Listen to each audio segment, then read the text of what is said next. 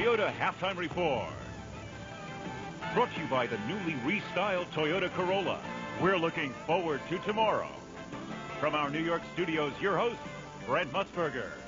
You just knew that Elvis was not going to let the Beatles steal the whole show. Now, as you undoubtedly know, this is Beatles Week here on ABC. Parts 2 and 3 of the Beatles anthology will be seen Wednesday and Thursday nights at 9 p.m. Now, yes, there is a connection between the Beatles and Monday Night Football. 1974, Los Angeles Coliseum. It was the Rams and the Redskins. The man with the microphone at halftime was our old friend, Howard Cosell. Now I've got a most familiar figure and face for all of you across the country here with me now. Of the original Beatles, Mr. John Lennon. Hello, John, Howard. nice to see you, John. Nice Want to to move see you. that up just a little closer? How are you? What's been your view of this American professional football team? It's an amazing event and sight. It makes rock concerts look like tea parties. But I must say, the first thing I heard when I got in was them playing a Beatles tune yesterday, which cheered me up no end. I've been trying to follow the game, but I couldn't understand why half the team was off and half the team was on. Well, we can't explain that to you now, but what's your general impression of the game as compared with A, rugby, and B, soccer football? It's nothing like soccer, but I can see a very close relationship to rugby football, which has the same shaped ball, and they move 15 yards down the line at a time. But I can see the game here has changed completely from that. But it's very similar in its aspects. The goals are the same. They have points the same. They have to get a touchdown the same. But they don't have the scrum here, where both teams really punch each other, you know? Well, we have our own kind of scrum, as we've been showing with defensive end Freddie Dreyer, number 89 of the Rams, all night. Will the Beatles ever reunite? You never know. You never know. I mean, it's always in the wind. If it looked like this, it might be worth doing, right? You did just spend the weekend with Ringo. Yeah, and I promised him I'd mention his album out now, and I said I wouldn't mention my own, which is out now, too. Forget it. Thank you very much, It's been John. a pleasure. Thanks for having me, Howard. Well, maybe we'll get to talk to you later in the show. Right now, we've got to rejoin the Gipper. Frank Okay, Gipper. Over to Gipper. Bye-bye. And let's do exactly that. Let's go to the Gipper, looking as dapper as usual. Frank, that was some night in the broadcast booth. Brent, we've had a lot of memorable moments on Monday night. I'll never forget that one. I ran into John Lennon with the publicity agent I knew that afternoon. I invited him, never dreamed he would show up. We already had Ronald Reagan scheduled. Howard was going to do him. When Howard found out one of the Beatles would be there, I'll take the Beatle, Gipper. And he did. But it is a great night. But I remember mostly looking around to make sure that he was there. And just before the end of the first half, I saw the future president with his arm around John Lennon explaining football to John Lennon. And I thought, boy, this is what it's all about. These guys are political and philosophical poles apart. And maybe there is something good about this game. Yes, indeed. Enjoy the second half, Frank. When we come back, Al is going to take a hard look at all the relocation moves in the NFL. NFL this year. And here with some thoughts now, Al Michaels. Brent, as the National Football League starts to spin off its axis, let's lend this situation some perspective.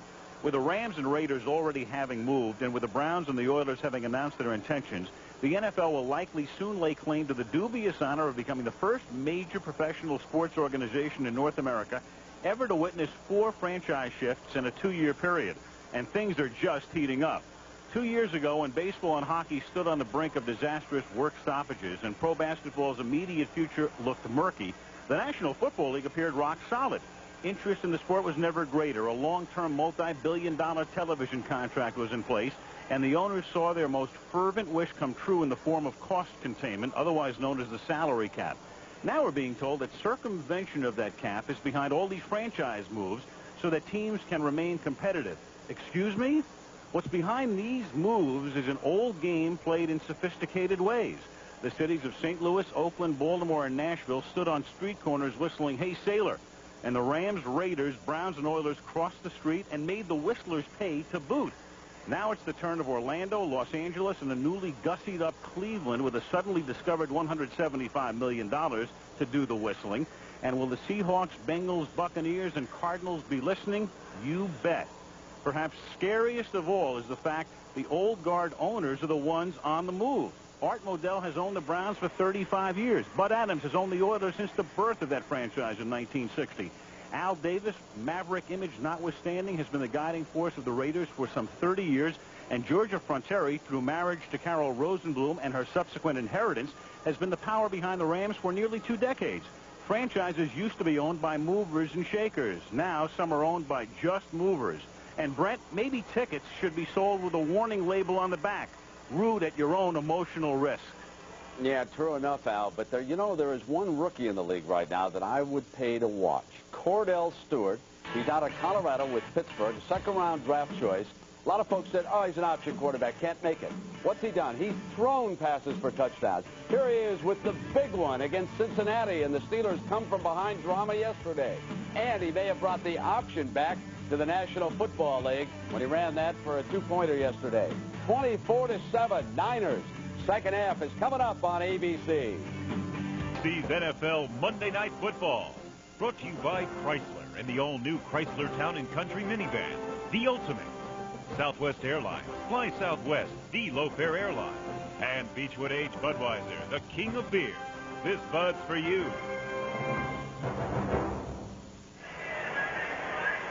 Joe Robbie Stadium in Miami. Al Michaels with Frank Gifford, Dan Deerdorf, and Lynn Swan. We start the second half. The Dolphins, after tying the score at 7, give up 17 unanswered points, including the touchdown to Brent Jones in the waning seconds of the second quarter, and find themselves trailing 24-7 and find themselves kicking off as well. Pete Stoyanovich puts it in the air. An angled kick that is taken at the 4-yard line. Dexter Carter comes up past the 30 and is tackled up at the 35-yard line by Ronnie Williams. Turnovers so important in every game, in particular in games involving the 49ers. The Dolphins gave it up twice, and it cost them 10 points in that first half. And after a relatively mundane first quarter from a yardage standpoint, a huge explosion in the passing game by the 49ers. 213 yards for Elvis and company in the first half. And the second half begins with Harris Barton back in the game at right tackle, and Adam Walker making the catch up to the 42-yard line. So Harris Barton, who went down in a heap and was in extreme agony and appeared to maybe have the type of injury that could put him on the shelf for a while, is back.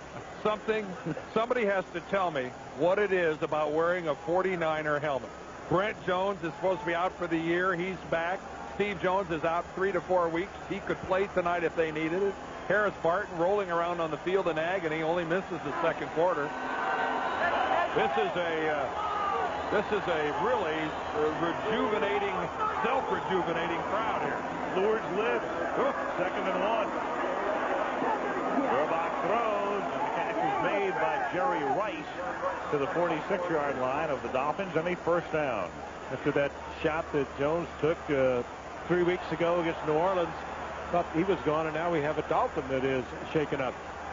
Troy Vincent. We talked about him earlier in '93 with the severely injured knee. Don't know what this is, but he made a remarkable comeback from that. Well, he leads the Dolphins with 4 interceptions, and again, we talked earlier about how we all have marveled at the quality of the comeback of Troy Vincent. Such a fine player at Wisconsin, and we're hoping that he's okay. This is going to be a very interesting series and a very interesting second half to watch the Miami Dolphins. They went to halftime arguing and yelling and screaming on their sidelines. Let's see if this team's able to keep it together.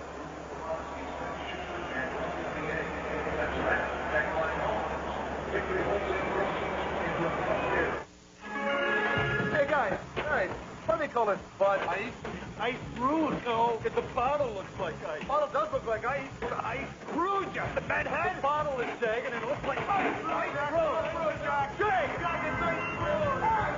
Hey, you guys! Take it outside. Okay, Coach. Bud Ice, the official beer of the Hanson brothers. Stupid machine took my quarter.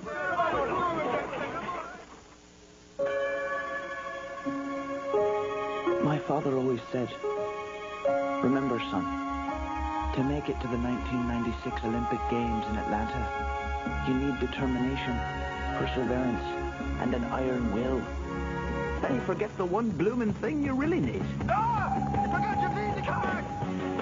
Vincent making the tackle on Jerry Rice. Watch the right part of your screen. This is coming in here right now, putting the hit Dwight Hollier. He is really attempting to put the big blow on Rice, but he really hits Troy Vincent in the back of the head. And more often than not, you'll see a defensive guy in a situation like that, Frank, who suffers more damage at the hands of his own teammate. Another look at it here. Here comes Hollier, who really is coming in and really spears Jerry Rice. Another instance that I wouldn't have been surprised to see a flag coming out. Brent Jones stepped into it and said something to Hollier, and they came close to getting into it. Well, Jones had Dwight Hollier better judgment. He walked away from that one. Well, Dwight Hollier can say whatever he wants. Brent Jones can say, look at the scoreboard. And look at this ring as well. Pardon me? And look at this ring and that ring and this ring and that ring. The other ring. 49ers have played 2 games in this stadium since it opened, each a Super Bowl, each a victory. The game against Cincinnati, where Montana led them on that drive at the end and Taylor made the catch, and then last year's rout of San Diego. What Super Bowl was that where John Taylor caught that 10-yarder? 5 seconds. 5. After the 4, 88 season. 3. Following the 2. Cincinnati. Last game. Cincinnati. Super Bowl 23. You wanted the Roman numeral. That's exactly what I wanted, Al. You knew it. Don't act like you didn't understand it. I'm still trying to figure out how 4 and 2 equals 5. First and 10 at the 45-yard line. Should have gone to Michigan, huh? Ricky Irvin takes a throw and then runs his way for a first down at the 34-yard line. Singleton with the tackle. Frankie Smith broke that up. That was an attempted pass. And they continue to look at Troy Vincent on the sidelines, and they're looking at either his head or his neck, and we won't speculate till we get word that it's not good. There is Frankie Smith, who knocked off the intended receiver of Ricky Irvin's. He's the nickelback for the Miami Dolphins. First and 10 at the 34-yard line. And hey, the Dolphins did it again. I mean, they're in the wrong defense or something. Cox yelling and screaming. He calls timeout and screams over to the sideline something. Miami's woes continue. They cart Troy Vincent off. We'll get a report on him. They had to take a timeout because they had the wrong defensive alignment, and there was confusion there. We'll get to that in a second. And the 49ers have it first and 10 at the 34-yard line. And Gerbach back to throw, and the catch is made inside the 15-yard line by J.J. Stokes for a first down. This crystallizes Miami's defensive problems right here. Well, what happens is they want to target this guy. That's Jerry Rice. And, of course, the whole defense is predicated on where Jerry goes. They just weren't counting on him lining up at a running back. And they're all pointing. Look in the Dolphins secondary back there. Louis Oliver comes up there. Let's timeout, guys. Timeout. And then Cox does call the timeout. This was on the play before. Mark Trestman throws him a wild card by lining Rice up in the secondary. Cost him a timeout. Derek LaVille takes it inside the 10 to the 9, tackled by Singleton and Oliver. And Don with a lather right now. Tom Olivadotti looking on as his defensive unit, which had performed so brilliantly early in the season, comes apart. Well, they're trying to match the personnel with the 49ers, and it's a big fire drill going on all night long, and they've had a lot of confusion on the part of the Dolphins. And they line Rice up in the backfield again, 2nd and 5. It's Jerry offset, Jones in motion. Rice takes the swing pass, and Jerry takes it to the 4-yard line. Close to a first down, a little short. Well, good news is they knew where he was. They didn't call timeout. And Jerry at least caught the ball going laterally, at least not streaking down the middle of the field, but still the equivalent of a running play in this short passing philosophy of the 49ers. I almost cringe to call it a West Coast offense. Maybe the most overused phrase in the NFL today. 3rd down and 1. 3 tight ends in the game, and they give the ball to LaVelle, and he takes it to the 3-yard line, and that's enough for a first down. 1st and goal. You get the impression here that you're Just watching the inevitable, that the 49ers are just rolling over the Dolphins right now without trying all that hard. Not that they're not playing a darn good football game, but I think we're looking at one team that is just clearly better than the other. And that's a disappointment to the people of South Florida. First and goal. Gerback play fake. Soft throw wide open. Frank Jones. And Miami is so caught up with Jerry Rice and look where he is. What's he doing? Where is he? And, of course, J.J. Stokes making big third-down plays. They're just totally forgetting Brent Jones, who is like a wide receiver coming off the line of scrimmage, even though he's a tight end. He just hit along the line of scrimmage, worked his way from the right side, got lost in the shuffle, and he's wide open. Somebody has got to be assigned to him. Well, Michael Stewart, the strong safety, is assigned to him, but Stewart stumbled and fell on his way across the assignment, huh? Wilkins for the point after. The way the 49ers have looked last Sunday in Dallas and tonight, they might as well just go straight to Phoenix. Non-stop. Just go there. Late January. 31-7, San Francisco.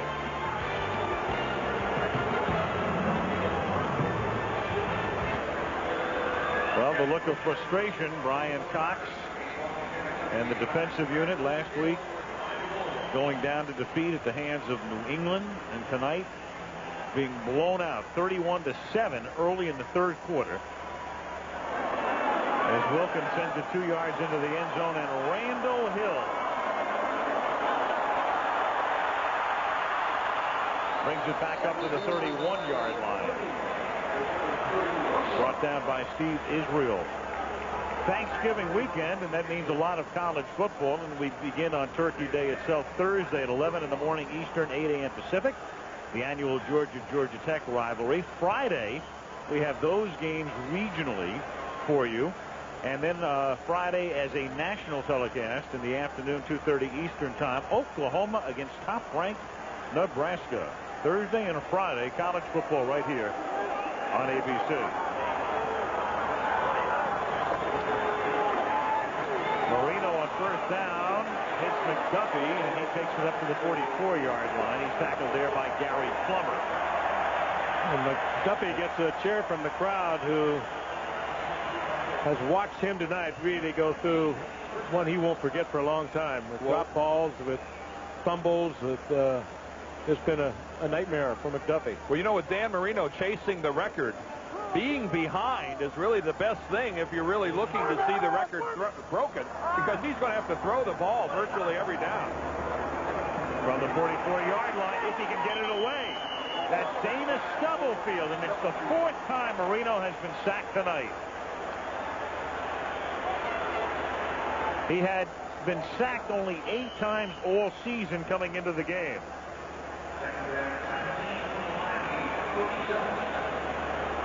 So strong up the middle are the 49ers. Boy, he just beat a Pro Bowl guard, though, Dan. It is the strength of this defensive team with Stubblefield and Young, and then you pair them off with Norton and Gary Plummer, who work that middle section. Just like in baseball, the defense begins up the middle, and that's exactly what works for the 49ers. Second down at 17. This is Kirby. Speaking of baseball, as Kirby makes the catch, his brother Wayne, an outfielder with the Cleveland Indians, Terry Kirby to the 41. The two middle guys were taken as #1 picks in '93, Dana Stubblefield and Brad Young in '94. They were 2 great first-round draft picks. They're young, but as George Seifert told us, they matured so quickly. 3rd and 13, Miami going without a huddle, trailing by 24 points. Catch made by Gary Clark, spin move near face mask, no flag, first down, 41, and then a flag comes at the end. Yeah, one official didn't see it, but the other guy had a better angle, and the flag came in. Marquez Pope almost had to do that, or he was going to be gone. That was a great move by Gary Clark. Pope thought he's coming back inside. He spun to the outside, and he almost broke it. Take a look again. Pope locked up man for man, and no question that he grabbed it. And that's got to be the 15-yard variety, too, to spin the guy all the way around. Oh, face mask, number 23, defense. 15-yard penalty. Back down to the end of the play. First down. You might say that might have been a touchdown had he not done that. Terrific move by Gary Clark, who in his 11th season still has it. He had all those wonderful years with Washington. He's up almost to 700 receptions in his career. Well, those were exciting times with the Redskins, with the posse, Art Monk and Ricky Sanders and John Riggins banging the ball up inside. Wonderful offensive line. Joe Gibbs. Those days must seem a long way from now to what's happening in Washington now. Norris Turner having a tough time coming back. And that's dropped by Kirby. Boy, Marino got mauled. Tim Harris, who had been suspended at the start of this season and has come back. Good pass rusher. Pushes one of his linemen into Billy Miller, Miller right back into Marino's face. Second down and 10 now for Miami at the 25. 7:42 left in the third quarter. The 49ers leading by 24.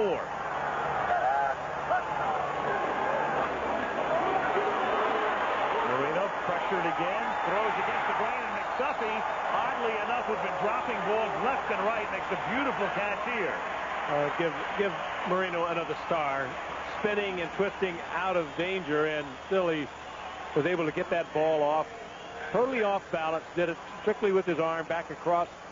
Watch him when he delivers this ball. He is moving to the left, throwing to the right. Just a flick of the wrist. But, you know, he just can't do that on a consistent basis. One of the things that makes this 49er defense so good is how consistently they're generating a pass rush with only the 4 down linemen. They don't have to blitz to chase Marino. Can Marino tie Tarkenton? Will they start on a 1st and goal on the ground as Parmalee takes it through the middle to about the 3-yard line? When we've talked about Marino and the pursuit of records, the record held by Tarkenton for touchdown passes is a mark that Fran has held for almost 20 years. Well, he played a long time. Yep. Well, he went by Johnny Unitas, who had held the mark, but Fran's held that record since December 20th of 75. Let Fran play 18 years. Second and goal from the 3. Here's Parmalee again, and Bernie somehow squirts in and finds the end zone. That was a good drive for Miami from their own 32 and put a little pride back in the huddle. And they're going to go for 2. Oh, yeah. With the score 31-13.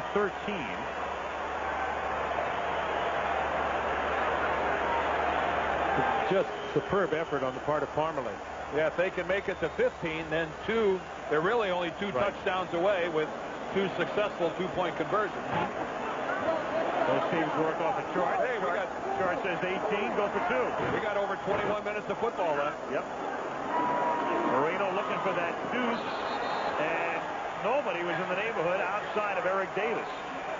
Gary Clark was, I suppose, the intended receiver, but he was in Hallandale. 31-13. 49ers 31, the Dolphins 13. 6 minutes, 34 seconds remaining in the third quarter. Dexter Carter back to receive the kick off the foot of Pete Stojanovic.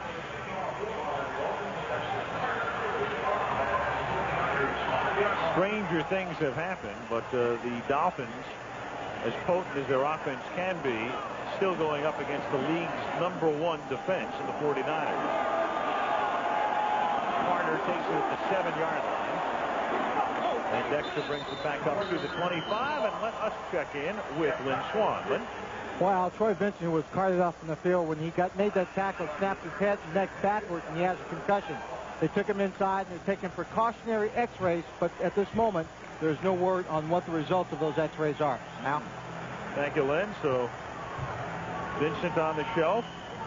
They'd already made a change in the secondary in this game with Oliver spelling Atkins.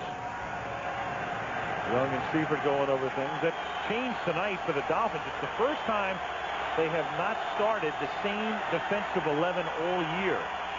1st and 10. Gerbach throws. Stokes makes the catch, and The rookie from UCLA takes it up to the 42-yard line.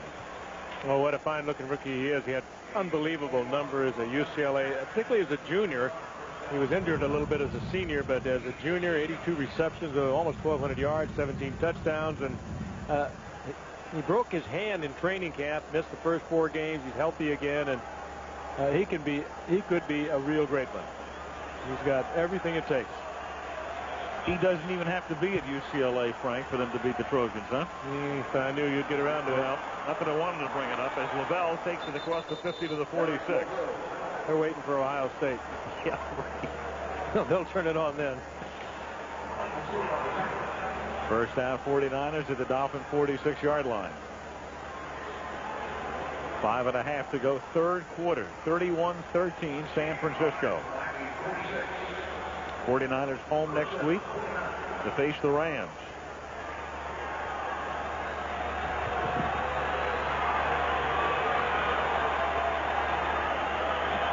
Gerbach looking for 6. Jerry Rice, 151 career touchdown. And how about Gerbach? That's Troy Vincent out of the game. They don't waste any time going right at the weak link over there, and that, of course, would be Frankie Smith. They tried to single cover. I'm sorry, it is kind of amusing. Jerry Rice with Frankie Smith, who beat his nickelback. Is Elvis showing some touch on the long ball tonight? How about the way that he is going up over the top tonight? And you just can't drop this in any better. Jerry Rice will take this in full stride. That's just perfect execution by quarterback and receiver. 25 of 33, 329 yards, 4 touchdowns for Elvis Gerbach. Well, Steve better get well.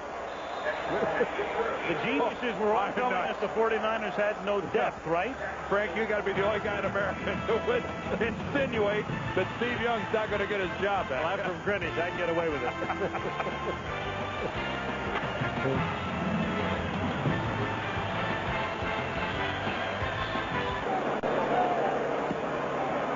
Wilkins, well, they have found a kicker, at least a guy who can kick off. He puts another one into the end zone. Randall Hill with the touchback. That's 3 in the end zone now for Wilkins. Who would have ever thought Gerbach and Marino, and you'd match them up and the numbers would look like that? We wouldn't have. No. Except when you factor in that the 49ers are the #1 defensive team in the NFL. And the Dolphins are not. And they're not bad offensively. Dan is not done yet. Almost 20 minutes of football left. It's hard to imagine that he could play a full 20 minutes without scoring some more points. Again, while it's highly unlikely that the Dolphins could win the game, from a historical standpoint, it may still have some meaning. First and 10 as Marino will step out of bounds up at the 25-yard line.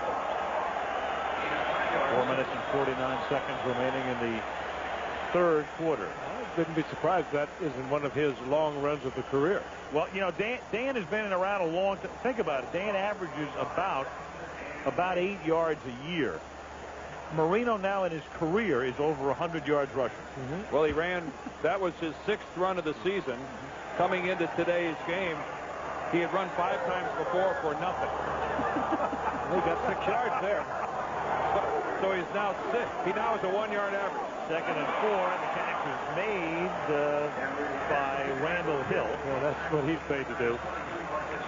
Marcus Pope with pretty good coverage on Randall Hill, and well thrown. Well, Dan, you overstated it. 15.8 inches. Well, that's for his career. Right. I was sorry. He has a 1-yard average for this season. For this season? Right. So he's padding. He's padding those numbers. He is. First and 10 up to the 50-yard line. The catch is made by Eric Green. That old Dan, he's running the ball better than ever. Think about that. Emmitt Smith gets about that many yards in 3 quarters. That's what he's paid to do, what you just saw there. There it is. He fires that thing. Does it so effortlessly. Keep in mind, coming into tonight, he was 5 carries for nothing. First and 10. Oh, and the pop is made, and it's incomplete. Dedrick Dodge came in like an old Dodge and hit O.J. McDuffie. It's a big Dodge. It's big Dodge. Big Dodge with some hit. What are you two talking about? I have no idea. Talking about that collision. Randall Hill thought he had a completion. This is babbling.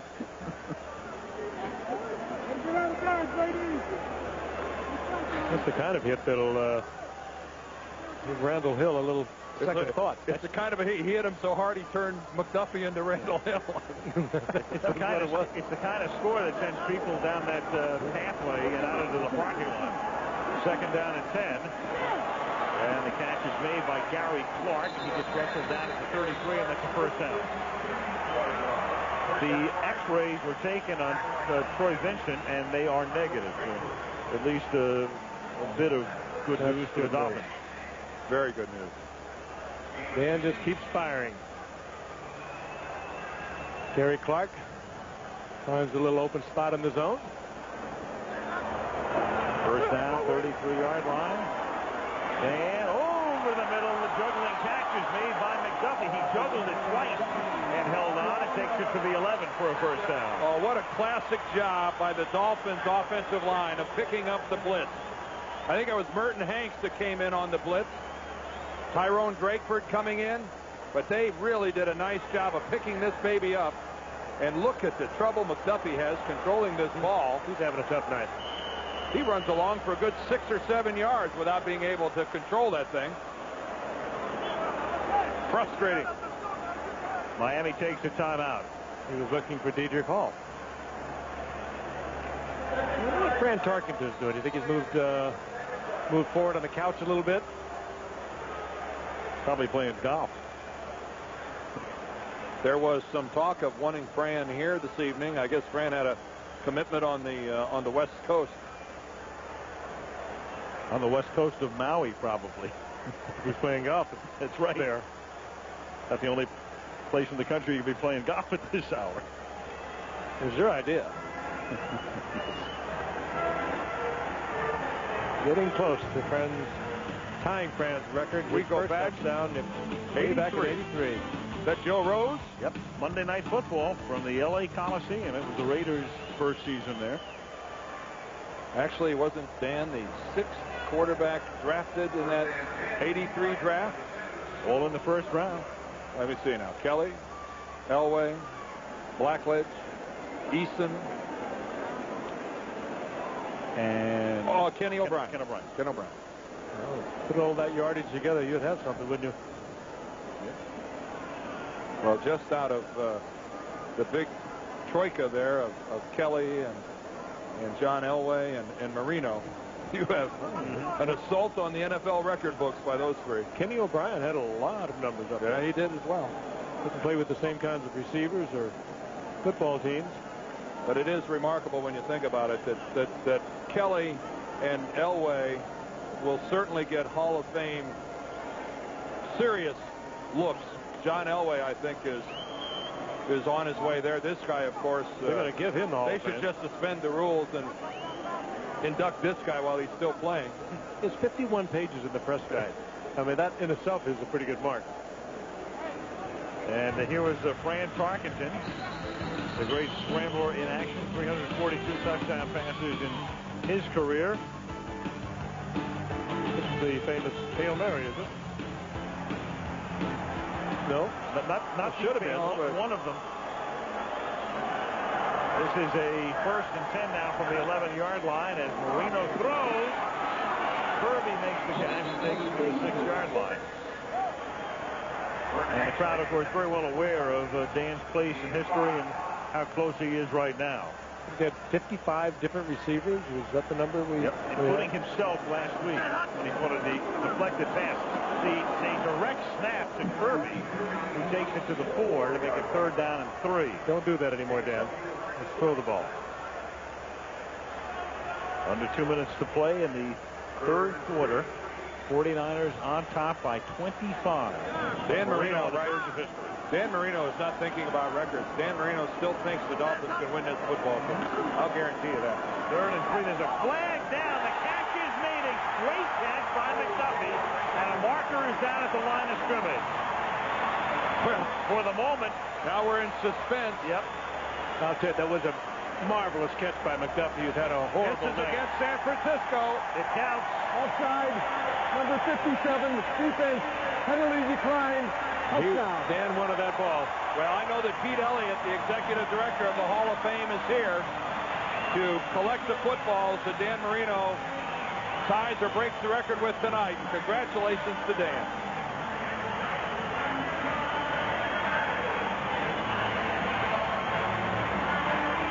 Watch this catch. McDuffie having a terrible night.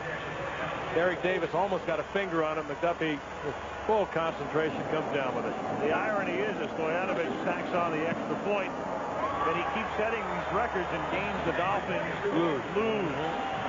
Against Indianapolis in overtime, the completion mark. Against New England last week, the yardage mark. And now he ties the touchdown record in a game in which the Dolphins still trail by 18. 20 years from now, they won't ask that, will they? No, they won't. But it's a bittersweet thing to Dan. You can, I mean, when just looking at his face. Well, with him, he's such a competitor. It has to hurt that he couldn't do it with a winning note.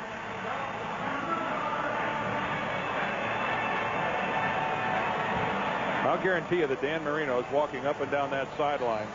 He's not very intent on collecting congratulations. He is trying to get his teammates to make something happen. And already booked for Canton is a foregone conclusion. The thing about Marino, too, is when you talk to Dan and talk about how long he wants to play, he's not remotely thinking about retiring. And if he can stay healthy, I mean, he'll be out of sight by the time he's done. Well, if you have anything cute on a kickoff, like you picked up something on the 49ers return where you have a chance to kick the ball, squib it, recover it, wouldn't be a bad time to come up with it. Well, two things are going to happen for the Dolphins to even hang in here. And that is, one, involves their special teams, I think, are going to have to come up with some big plays. And two, some miraculous transformation is going to have to come over their defense, who have just allowed the 49ers to go up and over the top of them at will. Stoyanovich kicks it down to Dexter Carter. Back up to the 26. One great talking about another. The words of Steve Young in regard to Dan Marino. Well, Dan's one of the all-time great arms. When you watch the release, reads, getting the ball downfield, maybe there's no one ever better. And when you want to grow up and throw like somebody, you want to throw like Dan Marino. And so that's for guys that on the same age as him, or young kids, or I bet if Earl Morrall or Fran Tarkenton come back, they try to throw like Dan Marino. You just left out if you happen to be right-handed. From the 26-yard line, Jerry Rice, and he's tackled from behind by Collier. Marino and Bernie Kosar is back up. Dan earlier this season missed a couple of games. Bernie took over. And there were games the Dolphins lost to the Saints and to the Jets. There's a little bird they put on the Miami defense, though, with the fact they announced that Steve Young could play and might possibly play. And George Seifert said the defense better get ready for him. He is a left-handed quarterback. It changes things out there defensively. Derek Lavelle picks up a yard to the 32. It'll be 3rd down and 3. With 40 seconds remaining in the 3rd quarter. In other words, you have to work a little differently in preparing for Steve Young than you would for an Elvis Grbac. And there must be a lot of relief on the part of the 49ers that they do not have to hurry Steve Young back into play. What's left of this crowd here at Joe Robbie trying to inspire their defensive team here, knowing that they're going to do something. Now's the time. 3rd and 3 with Rice going in motion. And a swing pass to Lavelle. He picks up the 1st down and gets bumped out of bounds up at the 44-yard line. J.B. Brown rides him out. What a beautiful offensive scheme, isn't it? It's just the motion, the efficiency of the way they execute the short pass. Rice clears underneath, and then the short pass, and then the downfield block. It's so well coordinated. Mark Trestman there in the middle.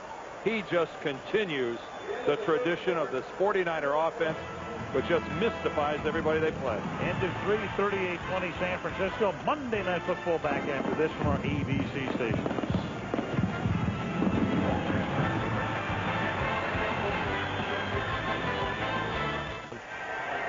We start the fourth quarter in Miami. Al Michaels with Frank Gifford, Dan Deerdorf, and Lynn Swan. The 49ers on top 38-20, and that has a familiar ring to it. They beat Dallas last week 38-20. And they're not finished yet. First and 10 as we start the fourth quarter from the 44. Elvis Grbac, a little swing pass. Derek Lavelle taken out of bounds by Brian Cox. Grbac already up and over 300 yards tonight. 3 consecutive 300-yard games for him. Saturday, college football, a couple of beauties for your regional coverage. Florida State against Florida and the Ohio State-Michigan game. And the question is, can Ohio State win it and go to the Rose Bowl? The Skins game also comes your way this Saturday afternoon right here on ABC. One day, Al, we'll be in it. The Skins game? Yeah. I'm going to wear my shirt. Second down and 5 from the 49-yard line. The catch is made by Brent Jones, and that's the first down to the 40-yard line. They just make it look so simple, don't they? It's a rhythm thing, Ace. It is a great offense, and of course Steve Young runs it brilliantly. And his last performance here, we've already talked about 6 touchdown passes in the Super Bowl. But Elvis Grbac has been so impressive. Well, it just seems whomever they plug in. Remember some of the games that Steve Bono had when it was his turn to quarterback this thing. They have taken their quarterbacks to school, and they have taught them well. Lavelle. The other thing about it, Mark Trestman is the 3rd offensive coordinator in 4 years. Hey, he'll be a head coach. He'll be a head coach before long. It is the organization, top to bottom. George Seifert, of course, came up, replaced Bill Walsh. He was the defensive coordinator. First year wins the Super Bowl. Talking about turnovers, when the 49ers win that battle, they win 49 consecutive wins. When they win the turnover battle, it's an NFL record, and it'll be 50 if they hold on tonight. Second down and 6. Grbac throws. Jerry Rice, meanwhile, just keeps rolling along. He lost the football, and after he was down, the line just comes in. Instead, the ground caused the fumble. The play was over, and Rice has his 8th completion. And there they go again with a variety of variation. Brent Jones, the tight end, is actually running the deeper route, and Jerry Rice is working underneath. You see, there's Jones breaking out of the left of your screen. He takes the defense with him, and they throw it underneath to Jerry Rice. Let's see if he's down. Ooh, that ball looked like it came out just before he went down. You know, we're splitting hairs in real time. That's tough to see, but it did appear the ball was loose before Rice hit the ground. This is Ricky Irvin, and he takes it to the 19-yard line.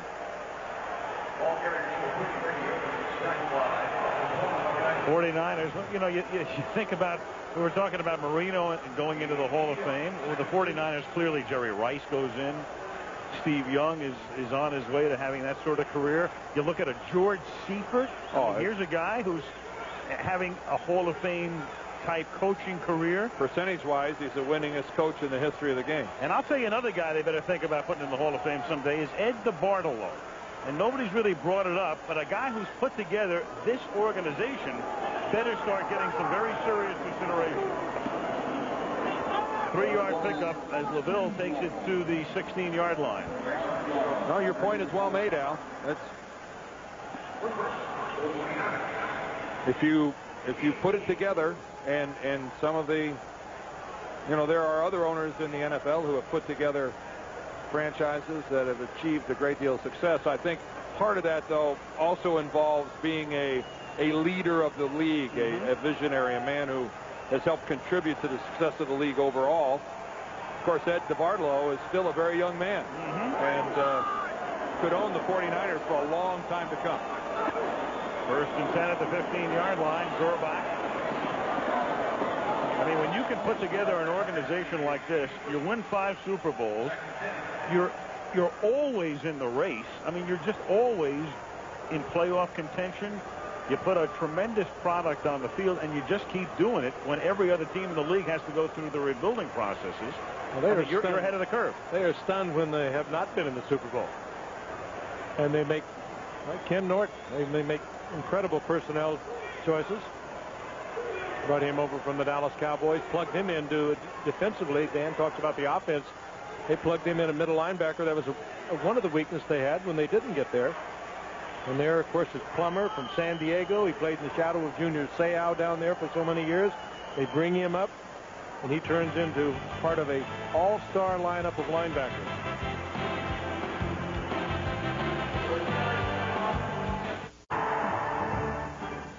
Can the Dolphins come back in the fourth quarter? They've been totally dominated the whole game.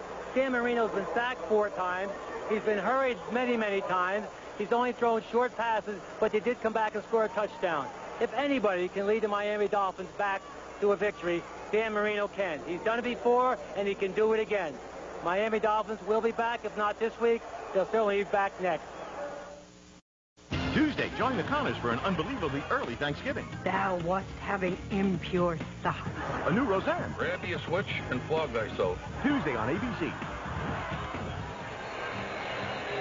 That's the Goodyear Blimp Stars and Stripes providing that shot of Joe Robbie Stadium in North Miami. Park that opened in 1987. Also the home of the Florida Marlins. Ricky Irvin takes the ball to the 13-yard line. Ricky Irvin didn't have a bad year a year ago with the Redskins. He caught over 50 passes, had over 650 yards rushing, and they brought him out, and he was one of those who could not unseat Derek Lavelle as the starting running back. Former USC star. 3rd down and 8. 10:20 left, fourth quarter. 49ers leading by 18. Elvis has left the pocket and throws incomplete. Oh, you've been waiting all night to do No, that. no, I swear. You've been waiting all night to do that. Nope. Nope. Well, how come it's on that index card sitting in front of you? It's Frank's. There's a guy that, you beat me. There was a guy that might have made it tough for Elvis to leave the pocket. Joe Green, defensive line coach of the Miami Dolphins, and talk about Hall of Famers. Number 75, one of the most dominating defensive linemen ever. Fun to see him with Lynn Swan down here earlier tonight. Jeff Wilkins, a 31-yard field goal. A attempt is good. 10:04 left in regulation, and the 49ers lead 41-20.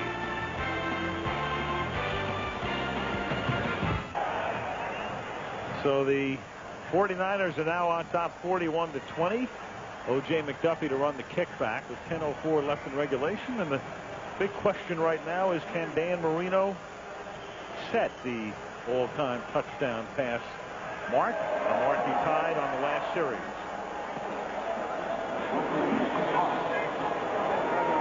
But Wilkins, that's the 4th time he's booted one into the end zone tonight. Looks like the 49ers have got out of their point doldrums. 38 at Dallas, 41 tonight after a pair of games where they only scored 7. They're back.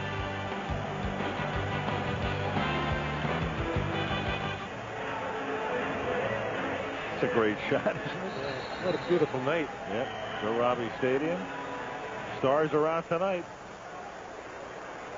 41-20 San Francisco as the Dolphins take over at their own 20-yard line. It's either a lot of people have changed into orange-colored shirts tonight, or those are empty seats. Yeah. Marino drops one at the feet of Kirby, incomplete. 2nd down and 10. Monday Night Football being brought to you by Ford and your Ford dealer. Have you driven a Ford lately? Turning Leaf.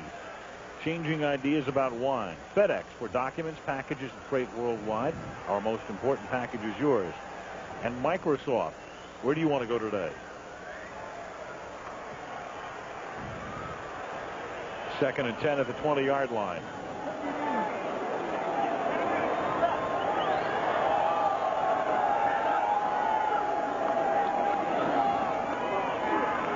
Kirby picks up 6.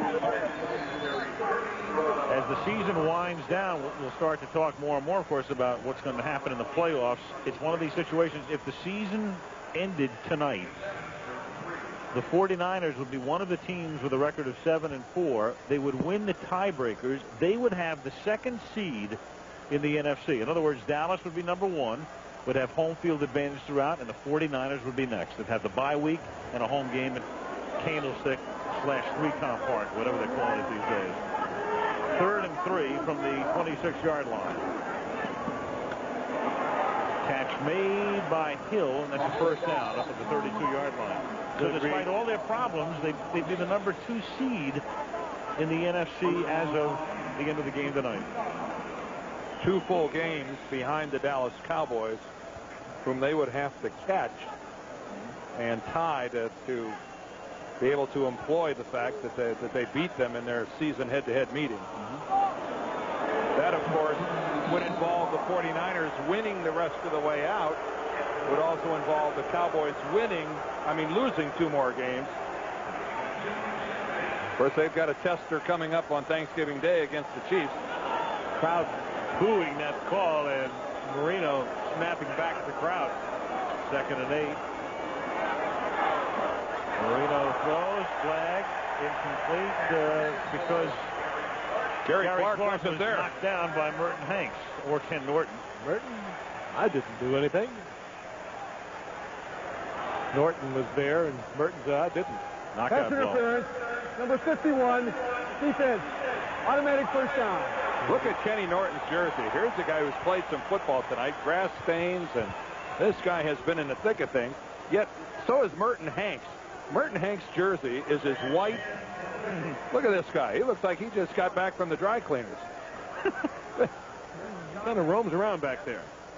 He's always around the action, though.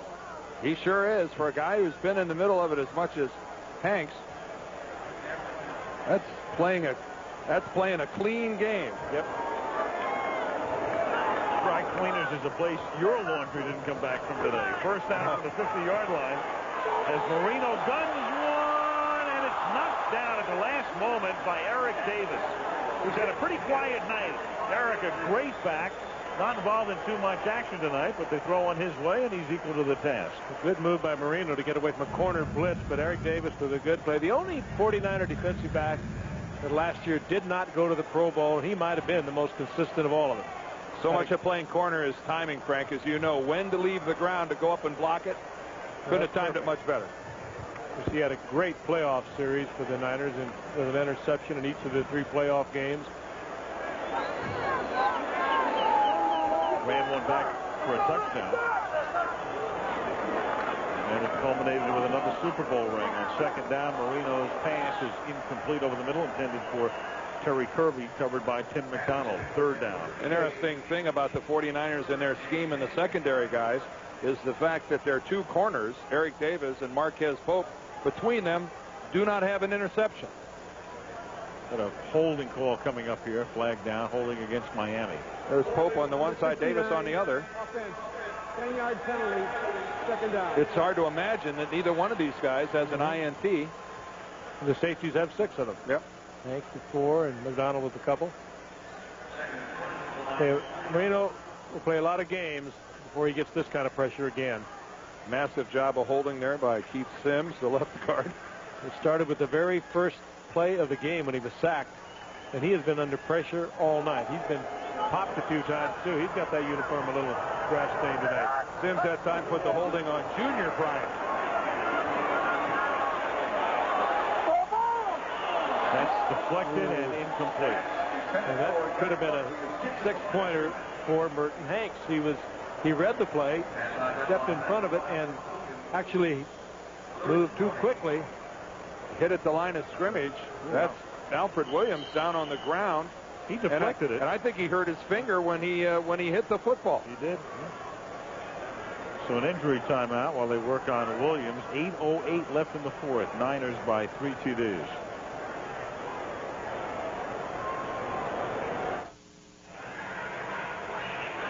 Our sentiments precisely. To all of you, a happy Thanksgiving holiday.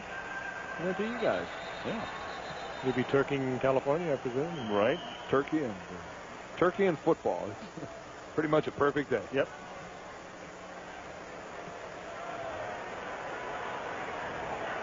And we'll be back with you next Monday night from San Diego. That's as close as you come to a home game, isn't it? Just about these days. Well, one down lineman and two guys standing up here. 3rd down and 20 as Marino drops it into the arms of Kirby, and a nice tackle is made there by Ken Norton, one-on-one at the 43-yard line. And yet only with 3 people they forced Dan Marino to scramble around back there and try to buy a little time to get the ball away. Kind of hard to, on 3rd and about, what was it, almost 17 yards at the time. Yeah. 3rd and 20. Now you got a 4th, and you got 4th and 15. What do you put up in the air against this defense? Something that covers at least 16 yards. Or something short, and get somebody to run with it. Put something underneath for McDuffie and hope for the best. They have to get to the 49 or 40 to convert. Against the 3-man rush, Marino throws, and the catch is not made. No. O.J. McDuffie couldn't hold on. It would have been a first down. Dedrick Dodge, the hard-hitting Dedrick Dodge, jarred it loose.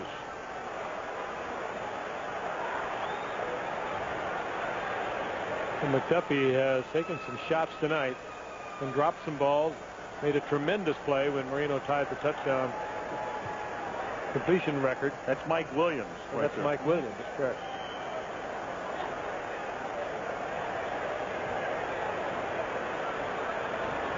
And so on downs, the 49ers take over at the 44-yard line.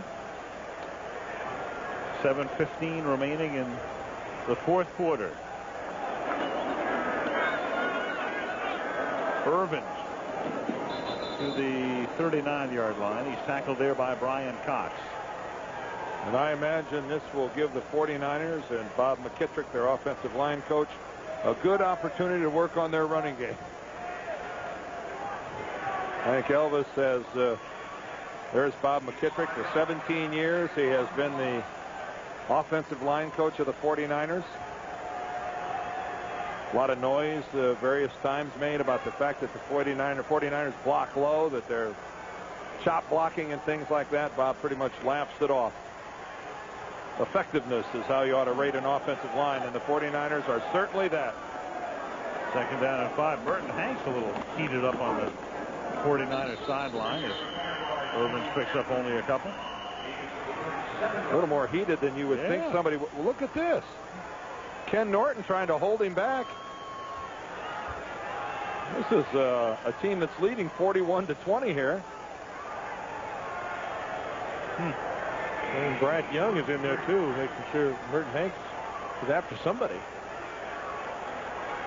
Must be somebody small.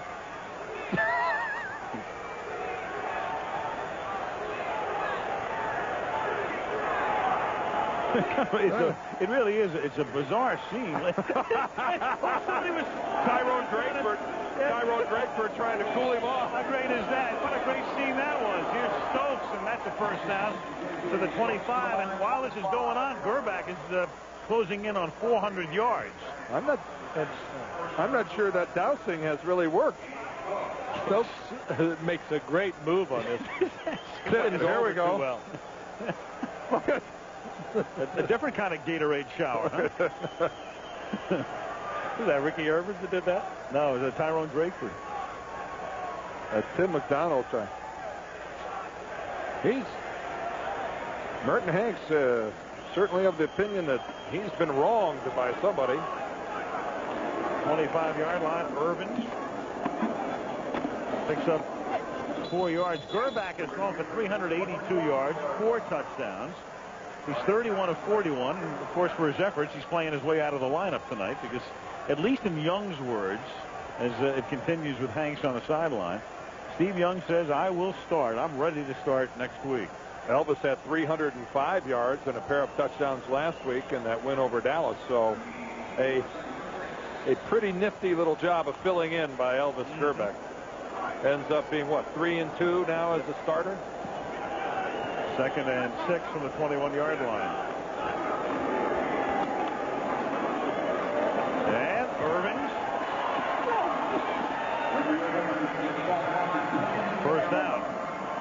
Next week we go to San Diego, where the Chargers just can't get on track. 4-7, hanging by a thread onto their wild card hopes, taking on the Oakland Raiders, and they ran some tests on Jeff Hostetler's injured left shoulder today, and it's unknown as to whether he will start or play on Monday night, and the teams do not have to list a player as doubtful or probable or questionable for another day, so we don't know about Jeff at the moment. Because anyway, he'll be out there. He is one tough cookie. Here's Walker on 1st and goal, taking it to the 5-yard line. And if there is anything we know for sure, that information will not be flowing out of Raiders headquarters. No. I mean, you talk about East Germany before the wall went down. I mean, that's East Germany.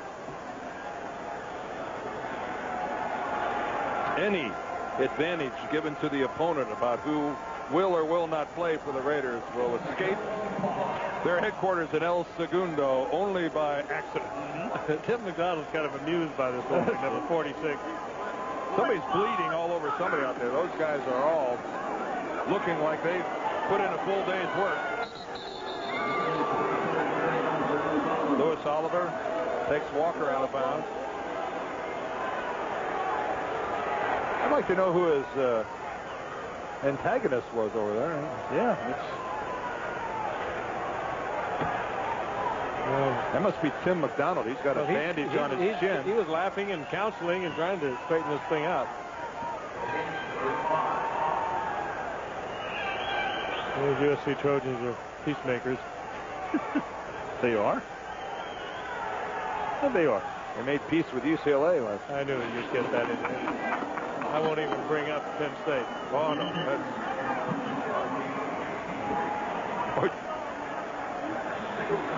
It's either going to be what? Ohio State or Northwestern. It'll be one of those two. Yep.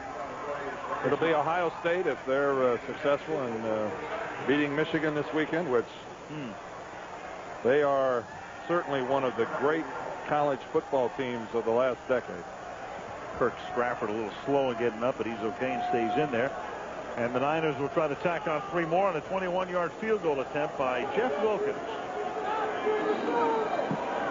Grbac holds. Wilkins bangs it through. And the 49ers now with 44 points and leading 44-20. 2:07 left in the 4th. Well, we have a moment to tell you about the NFL's nationwide program involving every league city where players visit schools as the guests of student contest winners. Here, Richmond Webb is visiting a school in the Miami Springs area here in Florida. It's the NFL's way of emphasizing education among the nation's children, and so many of the NFL players get involved in it. A perennial Pro Bowler, left tackle for the Dolphins, Richmond Webb. Well, many of the NFL players are involved in so many good things, as you well know, Dan and Al, and somehow or other we only read about the other ones to make the headlines. You're right. Too often, there's class. The headlines are grabbed by those that go in the other direction. Yeah, I could say, well, you'd run out of adjectives to describe Jerry Rice. Look at this. Almost 500 yards in total offense. His numbers over 7 yards of play. Man, total domination of the Dolphins tonight. And Dan Marino might be a part of him that is just as glad that he didn't throw the record-setting touchdown pass tonight, because in his mind, and for a while, it would be tainted because it occurred in a loss. Wilkins is amazing. He almost kicked that out of the stadium.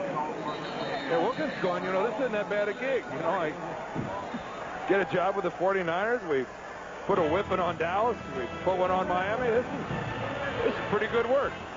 I'm on my way to Phoenix. 2-minute warning. Who would have believed it?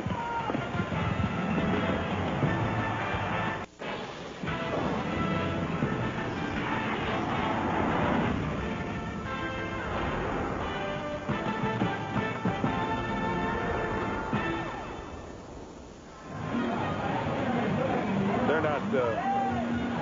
Is that a Carnival cruise, Frank? I don't know. They're not partying here. They're not partying here at Joe Robbie, but they certainly are there. Yep. No, I thought Kathy was on that boat.